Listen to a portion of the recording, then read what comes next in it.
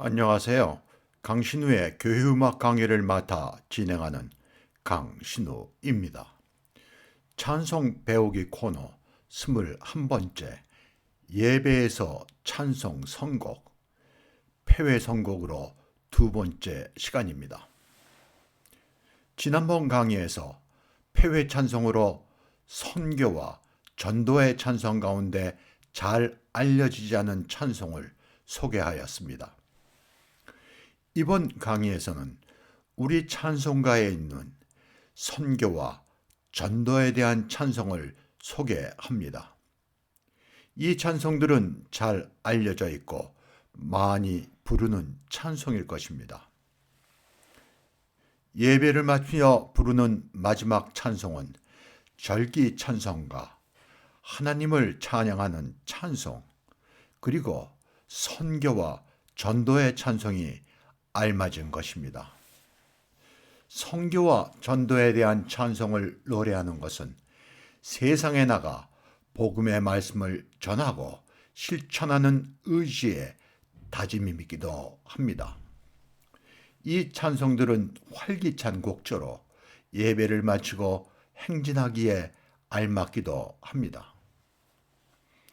선교와 전도에 관한 찬송은 부흥집회와 같은 모임에서 부르는 복음가가 많으나 예배에서 부르기에 알맞은 찬송수가 적은 편입니다. 선교와 전도에 관한 복음가는 미국의 19세기 말에서 20세기 초의 복음가가 대부분입니다. 이들 복음가는 그 시대의 다른 복음가와 비교하여도 가사의 내용과 곡조의 수준이 낮은 편입니다. 선교와 전도에 관한 복음가가 아닌 찬송은 적은 수인데 이들 찬송가를 소개하려 합니다.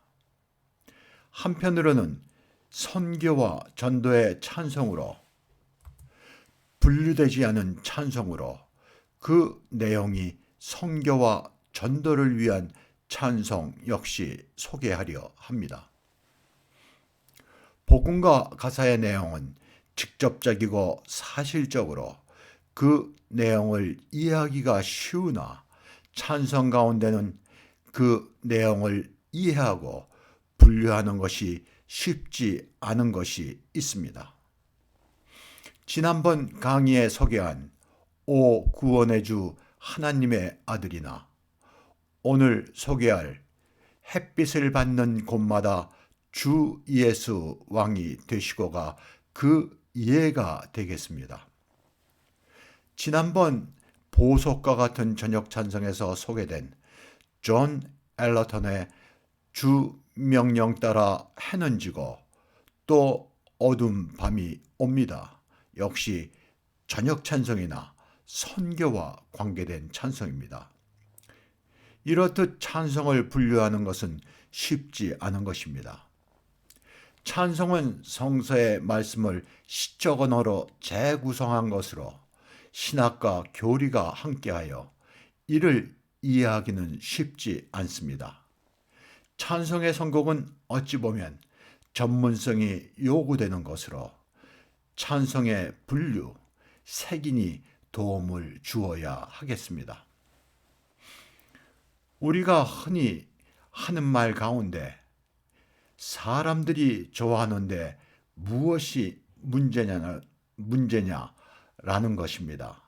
어찌 보면 민주화 시대의 구호와 같은 것이나 이는 문제가 있습니다. 사람들이 좋아하는 것에 중점을 둔다면 지도자 역시 필요치 않은 것입니다. 이것이 요즘 시대에 말하는 포퓰리즘입니다. 이를 올바르게 이끄는 사람은 책임감 있는 지도자일 것입니다. 교인들도 자신에게 익숙하고 잘 아는 복음가를 내가 좋아하는데 무엇이 문제인가 라는 생각 역시 위험하다 하겠습니다. 진정한 지도자, 책임 있는 지도자는 이를 넘어서야 할 것이며 신자들 역시 노력해야 할 것입니다. 나의 지난 강의 찬송 부르기 코너 이야기 5번째, 찬송가와 복음가의 실제를 들어보시기를 권합니다. 이 강의에서는 찬송가와 복음가의 내용을 잘 비교해서 설명했습니다. 그래서 쉽게 찬송가와 복음가의 차이를 이해할 수 있을 것입니다. 소개할 찬송은 너 시온아 이 소식 전파하라. 공명은 타이딩스입니다. 타이딩스는 소식이라는 뜻이죠. 이 찬송은 쉬운 언어로 되어 있는 찬송이나 우수한 선교 찬송입니다. 이 찬송 저자인 메리앤 톰슨은 영국에서 영국교회 목사의 딸로 태어나 미국으로 이주한 뒤에 결혼하였고 미국 성공회 교회 교인입니다. 어찌 보면 문학적 소양을 가진 평범한 여성이나 이 찬송은 뛰어난 선교 찬송인 것입니다. 이 찬송은 한국교회에서 좀 불리는 찬송 같아요. 그런데 이 찬송을 부를 때 4분의 4박자로 느리게 부르는 경향이 있습니다. 그래서 내가 이 찬송에 알맞은 속도로 범창을 해보겠습니다. 너 시원아 이 소식 전파하라. 영광의 주 참 빛이 되신다. 만 백성을 이 밝은 빛을 모아 영원한 구원 주려 하신다. 이 기쁜 소식 곧 전하라. 구원의 소식을 널리 전하라. 네, 이 정도 템포면 알맞은 템포일 것입니다.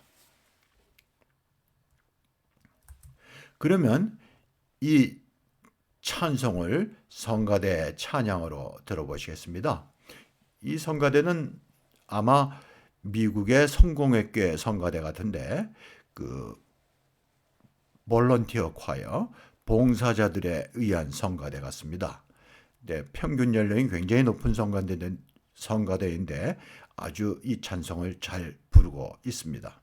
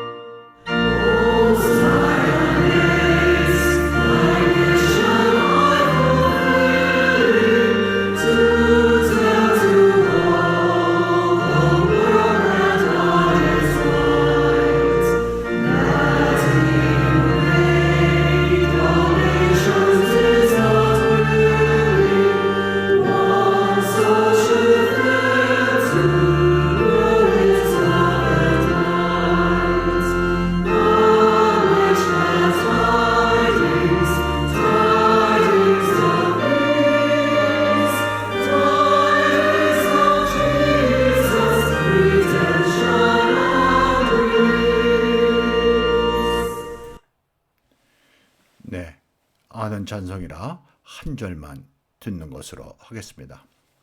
다음 찬송은 레지날드 히버 목사의 선교 찬송인 저 북방 얼음산과 또 대양 산호섬입니다. 히버 목사의 아버지는 대지주로 재산이 많은 사람이었고 그 지역의 목사였습니다.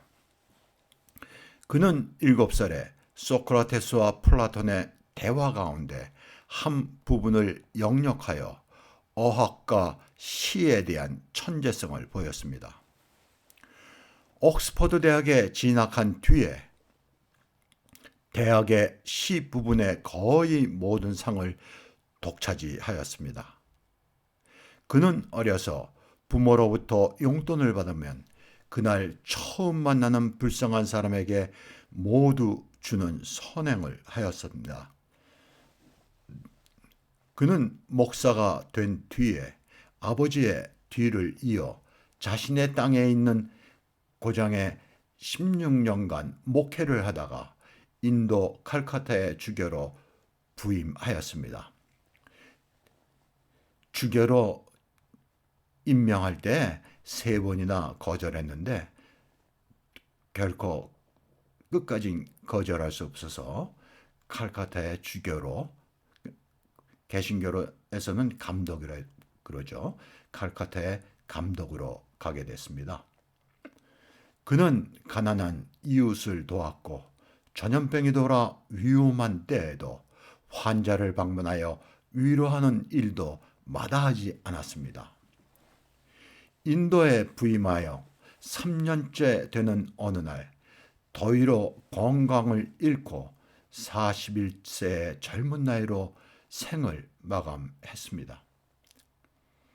그의 찬송 가운데 거룩 거룩 거룩 전능하신 주여는 가장 잘 알려진 찬송이며 삼위일체 하나님을 찬송한 찬송으로 운율로 된 테데움이라 불리고 있습니다.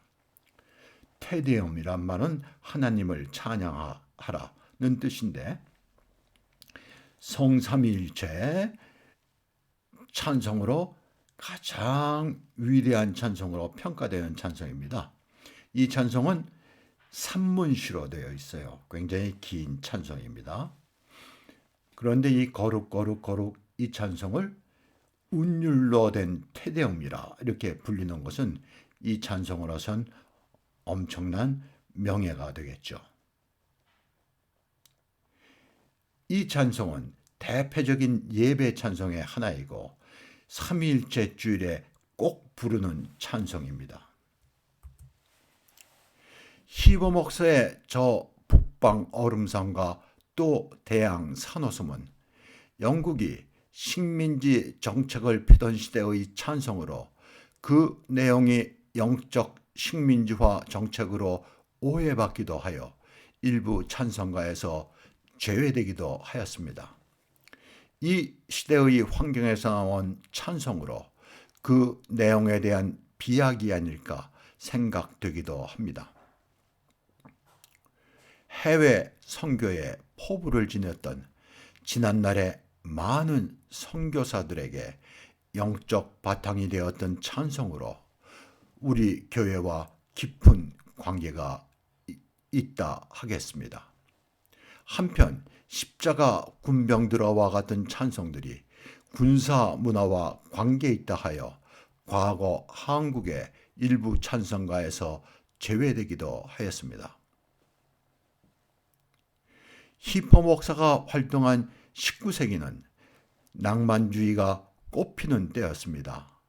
이 시대 영국의 찬송은 문학적으로 수준이 높습니다. 이 시대의 중산층이 늘어나고 국민의 교육과 문화의 수준이 높아진 데 대한 결과입니다. 영국 찬송의 아버지라 불리는 아이작 왓츠는 문학과 신학에 깊이 있는 학식을 가지고 있었으나 당시 교인들의 눈높이에 맞게 이해하기 쉬운 내용의 찬송으로 간결한 운율, 단운율, 보통운율, 장운율로 제한적인 찬송을 썼습니다. 그러니까 아주 왓츠는 학문이 깊은 분이었었어요. 그런데 그 당시 교인들의 수준이 낭만파 19세기보다는 낮았기 때문에 그들 눈높이에 맞는 찬송을 지었다는 그러한 이야기가 되겠습니다. 찰스 웨슬리의 찬송은 신학적이며 교리적이며 복음적 내용의 고운 면으로 문학적인 면이 결여되었다고 평가되고 있습니다. 웨슬리의 찬송 역시 당시 복음주의 운동에서 그 운동을 활성화하기 위한 목적으로 찬송을 많이 썼죠. 그래서 신학적이고 교회적이고 교리적이고 복음적인 내용의 고면적인 그런 내용입니다. 그래서 문학적인 면은 그렇게 깊이 생각을 하지 않았겠죠. 저 북방 얼음산과 또 대양 산호섬, 저 남방 모든 나라 수많은 백성들, 큰 죄악 범한 민족 다 구원 얻으려 참빛을 받은 우리 곧 오라 부르네. 이 찬송의 곡조의 제목은 미셔너리 힘입니다. 그러니까 선교사들의 찬송이라는 얘기예요. 이 찬송을 쓴 분은 노얄 메이슨입니다. 노얄 메이슨은 미국 작곡가로 미국 최초의 음악을 정기 교육받은 사람이고 박사학위를 받은 분입니다. 이분은 미국 교회 음악의 아버지라 불러도 부족함이 없을 것입니다. 아주 훌륭한 곡조입니다. 그러면 이 찬송을 한 절만 들어보겠습니다. 잘 아는 찬송이죠?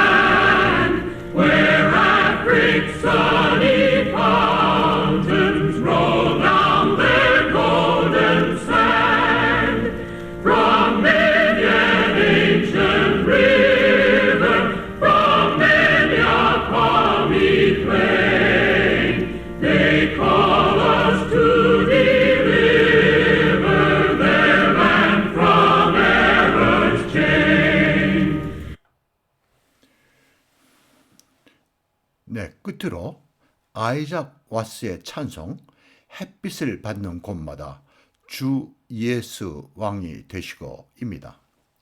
이 찬송은 시편 72편의 의역 시편가입니다.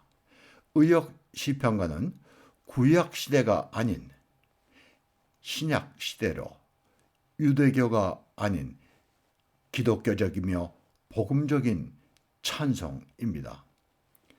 영국에서 시편가는 왓츠 시대와 이전부터 심지어 19세기 초에 이르기까지 교회에서 불렀습니다. 영국 교회는 그 강한 개혁교의 영향을 받았어요. 성공회 역시 그렇습니다. 영국 교회 역시.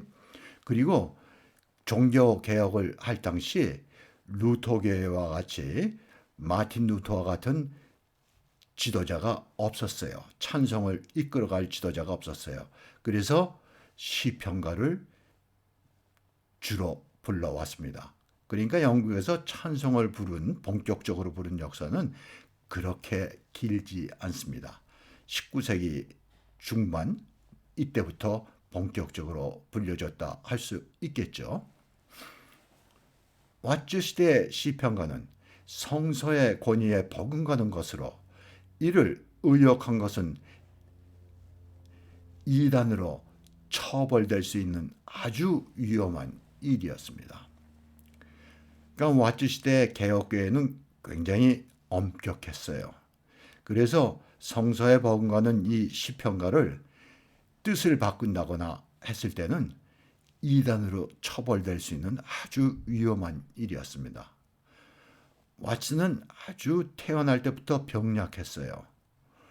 그리고 평생을 결혼도 못하고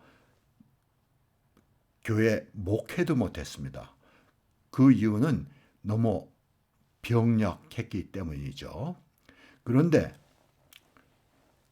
그의 육신은 병약했으나 그의 믿음과 신념은 강했습니다. 그래서 이런 위험을 무릅쓰고 의역 시편가를 시작하게 된 것입니다. 그래서 왓츠는 우리에게 아주 위대한 문화적 유산을 남겨준 것이죠.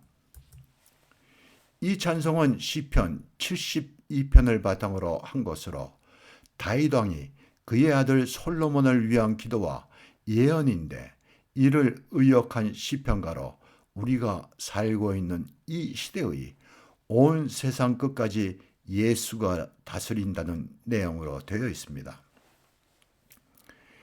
이 찬송 가운데 선교에 대한 말은 찾을 수 없으나 대표적인 선교 찬송입니다. 찬송의 분류나 선곡은 쉽지 않은 일입니다. 첫째, 전문가들의 찬송 분류가 있어야 되겠고, 다음은 목회자와 신자들이 찬송의 내용을 이해하기 위한 노력이 있어야 할 것입니다. 이를 위하여 찬송의 교육은 절실한 것입니다. 이 찬송곡조는 듀크 스트릿입니다. 우리 찬송가 102장 영원한 문화 열려라의 곡조 튜르로 곡조에 맞춰 부르기도 합니다. 이 듀크 스트릿하고 튜르로는 곡조가 굉장히 비슷해요. 그런데 튜르로 곡조가 좀 더 활기가 있습니다. 그리고 이 찬송을 한국교회에서 아주 느리게 부르는 그런 경우가 있는 것 같아요. 그래서 내가 알맞은 속도로 한번 노래를 해 보겠습니다. 햇빛을 받는 곳마다 주 예수 다스리시고 이 세상 끝날 때까지 그 나라 왕성하리라. 네, 이 템포가 알맞은 템포입니다. 이 템포를 부르게 되면 회중들이 부를 때 그렇게 힘들어하지 않아요. 너무 노래가 처지게 되면 회중들이 부르기가 힘들 수 있습니다. 그러면 햇빛을 받는 곳마다 듀크 스트릿을 피아노 연주로 들어보시겠습니다.